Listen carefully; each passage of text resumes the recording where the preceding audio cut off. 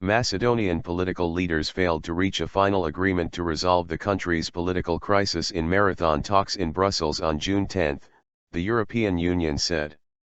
The EU brokered a deal on June 2 for early elections in Macedonia, potentially ending months of political turmoil triggered by damaging wiretap disclosures against the government, although few details of the deal were made public. The political impasse over allegations of widespread government abuse of power had raised fears of instability in a country that flirted with civil war in 2001. EU Enlargement Commissioner Johannes Hahn invited the leaders of Macedonia's four main political parties to Brussels on June 10 to try to hammer out the specifics of the agreement.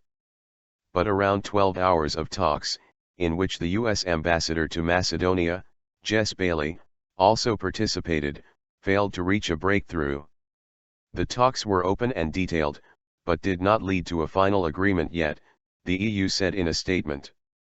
The European Union urges all parties, in the interest of their country and its citizens, to find a lasting political compromise without any delay and come forward with concrete proposals to this end, building on the agreement already reached in Skopje on June 2, it said.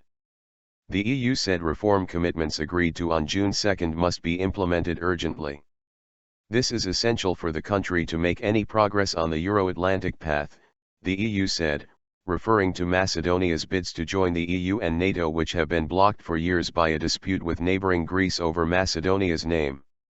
The EU said it remained ready to mediate in any further talks.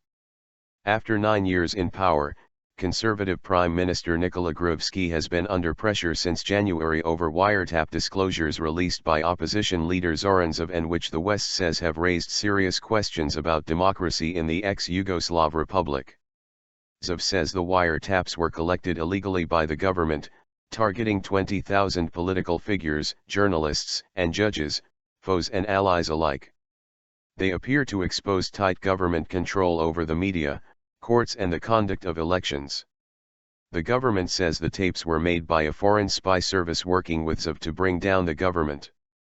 Zaev has been charged with violence against the state.